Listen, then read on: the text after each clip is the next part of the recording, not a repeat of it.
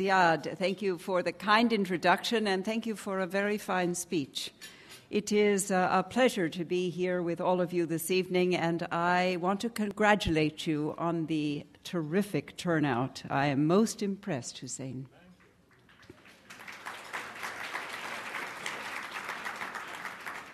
To Prime Minister Fayyad, to Dr. Asali, to ministers, to members of the American Task Force on Palestine, other distinguished guests, it is my pleasure to join you in what is a momentous time.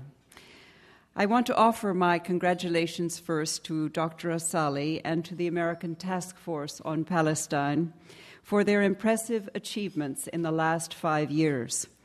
In addition to the dollars raised for noteworthy causes such as the Palestinian health institutions, Dr. Asali has been deeply involved in support of the Palestinian Investment Conference in Bethlehem this past May and the Palestinian Business Investment Forum on October 14th. The American Task Force on Palestine's work in developing lines of communication among the United States, the Palestinian territories, Israel, and the regional communities continues to make an important difference. I would also like to commend tonight's honorees, the Honorable George Salem, Dr. Adnan Mejali, Mr. Simon Shaheen, for your exceptional contributions to and support for Palestinians. The United States is committed to achieving a two-state solution, with Israel and Palestine living side by side in peace and security.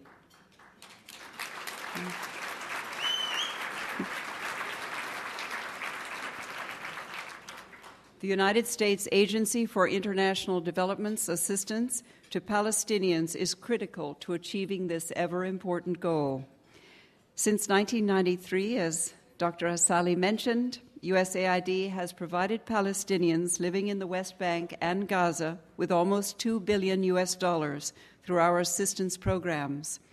And our 2008 fiscal year budget is nearly $400 million, and that includes $150 million in budget assistance, which we transferred to the Palestinian Authority in March. Soon, we will transfer an additional $150 million in budget support.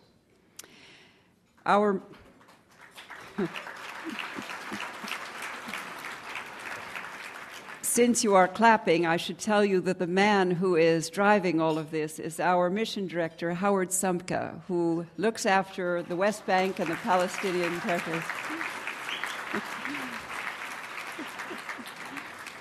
And he is with us here tonight, so thank you. USAID's funds support important work in the areas of economic growth, democracy and governance, food assistance, education, health, and water supply. We are helping to meet the critical needs for the Palestinian people, but also the priorities of Prime Minister Fayyad's government. USAID's assistance, along with that of the Department of State and other United States government agencies, helps support the United Nations Relief and Works Agency and serves as an important component in supporting President Bush's vision of a two-state solution. I am proud that the United States government has fulfilled the $555 million pledge that we made in Paris to support the Palestinian people.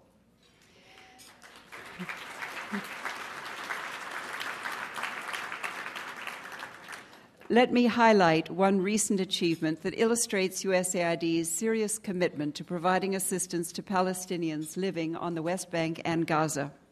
In September of 2008, USAID completed construction on the East Hebron bulk water supply project. $45 million project was increase the potable water supply available to 3 municipalities in the Hebron Governorate. The project included the construction of 2 deep water wells, 2 pumping stations, water reservoirs, and an extensive distribution system. As a side benefit, but one that everyone can see, the communities are also enjoying 22 miles of new paved roads under which the pipes run. The new system supplies 2.3 million cubic meters of drinking water per year and can be expanded to a yearly capacity of 5.1 million cubic meters.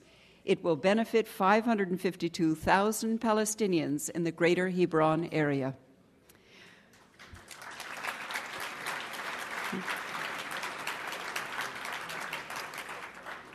Though developing infrastructure is just one of USAID's many goals, this example highlights how USAID's assistance is having a real and important impact on the lives of Palestinians.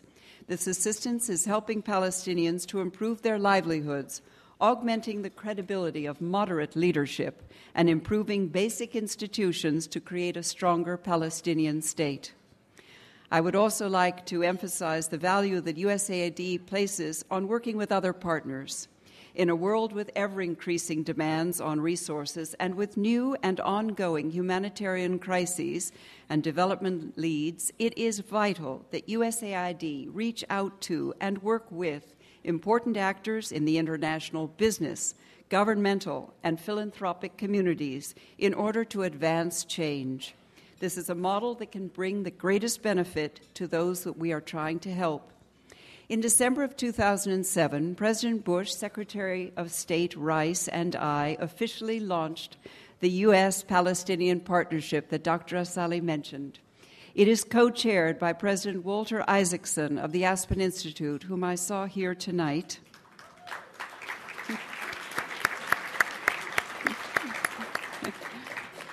and business leaders, including Jean Case, Lester Crown, Sandy Weil, and of course, the distinguished Dr. Ziad Assali. It focuses on creating economic opportunities for the Palestinian people, particularly by helping educate and train Palestinian youth. Over the last 8 months, this partnership has brought together major private sector leaders and U.S. government officials and leaders in philanthropy. These efforts have been directly supported by the Palestinian Ministry of Youth and Sports, led by Minister Tahani Abudaka. Working together, the partnership has supported numerous investment and business development efforts and the creation of a network of youth centers in the West Bank. These 4 centers and their network of up to 60 affiliated youth clubs will serve thousands of Palestinian youth by offering leadership and life skills training, service learning opportunities, career counseling, and various internet IT training programs. And tonight, I can say that there has been significant progress. To date, USAID has committed $12.5 million to this effort. We have completed rehabilitation work at 2 of the youth centers in the northwest bank city of Nablus. Construction is underway in a facility in Ramallah, and we have finished the design for the Hebron Center. Executive directors have been hired for all 4 of the principal youth centers, and training and other capacity-building activities are underway. To complement these achievements, the partnership and USAID have forged new relationships, and this is key, jointly developed youth programs with prominent organizations such as the Boys and Girls Clubs of America, as well as Cisco and Intel. Their remarkable generosity has created a chance for staff training and standards development and internet connectivity and information technology programs and software. And the partnership is an excellent example of how public-private partnerships can play a critical role in bringing peace and prosperity to a region with distinct challenges. In conclusion, let me say that we remain committed to working with the American Task Force on Palestine and the many friends who are here tonight.